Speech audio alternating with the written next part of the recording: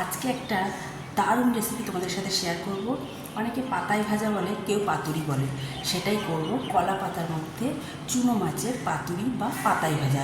চলো দেখতে থাকো রান্নাটা কেমন করে করি। চলো। পাতুরি খেতে গেলে কলা পাতা লাগে, তাই চলে গেছে আমি আর মামি মিলে কলা পাতা কাটতে। এই দেখো, মামি দুখানা কলা পাতা কেটে নিয়েছে, কাটা হয়ে গেছে। এখানে দেশি মোরলা মাছ নিয়েছি আর দেশি পুঁটি মাছ, আর কুচানো রসুন নিয়ে নিয়েছি, আর নেব হচ্ছে টমেটো। একটা বড় টমেটো কুচিয়ে নিয়েছি, আর এখানে দুটো পেঁয়াজ আমি নিয়েছি, একদম ঝিরিঝিরি করে কেটে দুটো পেঁয়াজ কুচানো দিয়ে দেবো। চেরা কাঁচা লঙ্কাও অনেকটা দিয়েছি, যতটা ঝাল খাবে সেই বুঝে কাঁচা লঙ্কাটা দেবেন আপনারা।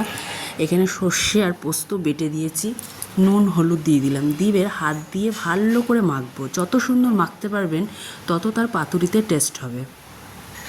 এবার সর্ষের তেল দিয়ে দিলাম, দিয়ে একটা চাটুর মধ্যে কলা পাতা বিছিয়ে তার মধ্যে মাছগুলোকে দিয়ে দিলাম, দিয়ে ওপরে আর একটা কলা পাতা চাপা দিয়ে ওপরে একটা ঢাকনা দিয়ে দেবো, দিয়ে গ্যাসটা জ্বালিয়ে দিলাম। ঢাকনাটা খুলে একটু দেখবো, পাতাটা তুলে এই যে ফুটছে নিচের দিকটা।